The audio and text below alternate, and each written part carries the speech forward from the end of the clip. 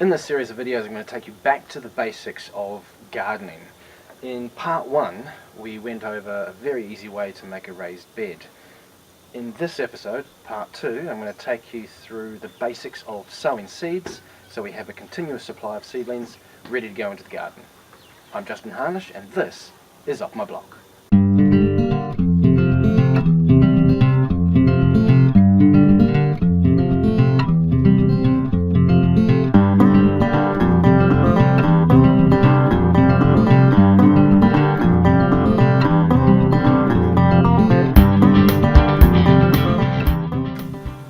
Before we start, there's a few things that you need to have at hand. The first would be some dirt, soil. Potting mix is ideal. You'll need some punnets, something to put the seeds in the dirt, and a tray of some description to keep them in, plus some labels.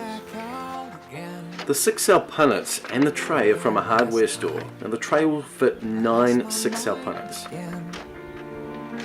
Somewhere inside, and I don't need help.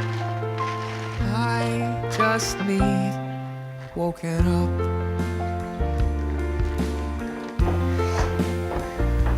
Am I sleeping? Am I dreaming? You know what these called? That's a tray. Yes. Sowing seeds couldn't be any more basic. It's where it all starts. So once you've got your tray with your punnets full of dirt, then you can start looking at the types of seeds you want to sow in them. I've got quite a few punnets here, and that's simply because I want to make sure that the germination is enough for me to put into the garden to give me something to work with, but also a couple of extra plants won't go amiss if one of them dies. So we've got an array of seed packets here, everything from cabbage to lettuce to peas and broccoli. We're going to start with something simple. On the back of the seed packets you'll generally find a guide as to when to plant them and whether it's inside or outside, etc., and whereabouts you are. In this case we are in the North Island, or top of the North Island, which is in the yellow there, and you can see that you can plant them all the way up through till May, which is where we are, and that is broccoli. So we're going to start with the broccoli. All you do is basically make a depression into each of the little holes there.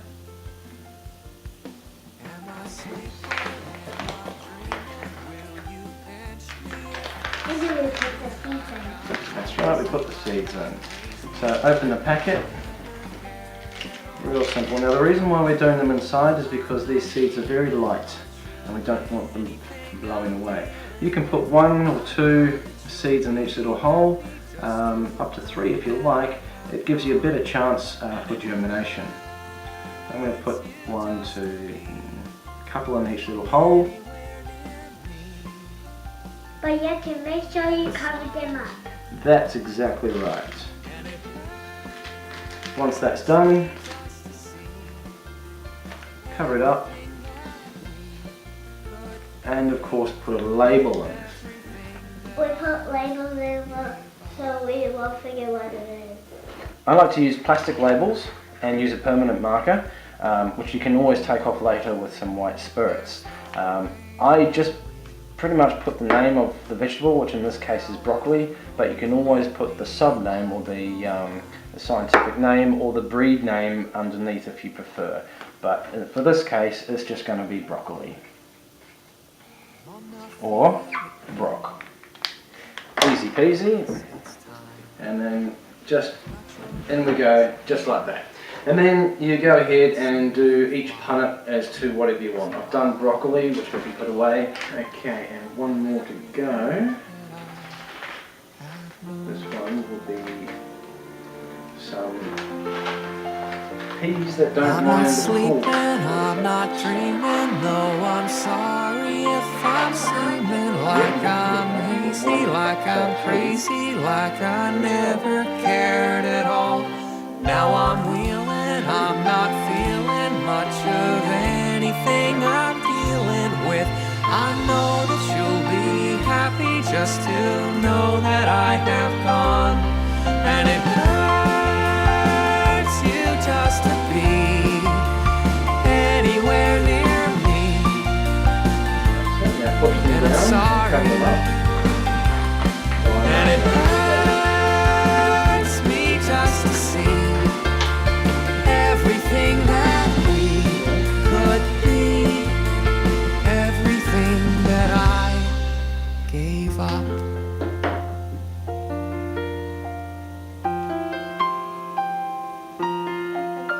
That's it.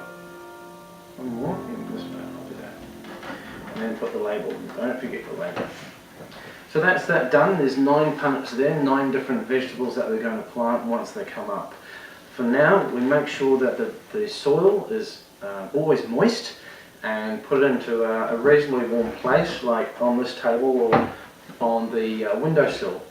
If you have one, put it into a greenhouse. I've got one, so that's where this is going right now. And I'm gonna wash my hands.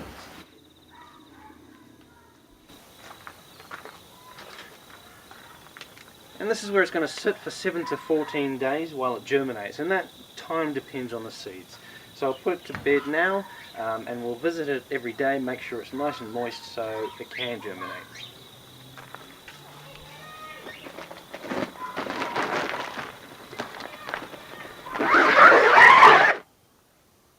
After a week I can see some germination, but I can also see some empty punnets.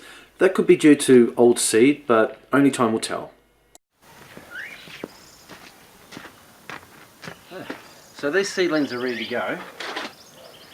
As you can see, now they'll need to be put into a place where they can harden off in the elements outside of the greenhouse. Now as it's winter, I can just put it on a table.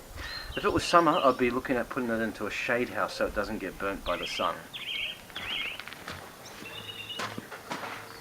Just make sure it's out of the way of any pests like butterflies and stuff like that. During the winter, there's very little that's going to attack it. And of course, if you're in a climate where it's going to be snowy and frosty, I wouldn't even bother with this, but as this is the winterless north, these will be quite happy to sit out here for a week and then go into the garden. Now in the last episode I showed you how to make a raised bed, and we have a question from one of our viewers about the raised bed, and it's about the timber that we use. Yes, it is tannalized or treated timber. That means it will last a long time through the elements. So the question was, what are my feelings about tannalized wood when it comes to leaching into the soil or that type of thing? Is it going to be dangerous for the plants? The short answer is yes, it will leach, but not really that much. In fact, it's so negligible that it's barely detectable. As long as you plant your plants at least 25 mil out from the wood, you've got no problem at all. But thanks for the question. In the next part of the series, called Back to Basics, we'll be looking at taking care of your plants when they're in the garden. That's anything from pesticides to fertilising the ground. So I hope you enjoyed it, and if you did, please give me a big thumbs up, and remember to subscribe to my channel if you haven't already. Until next time, remember, keep calm and garden on.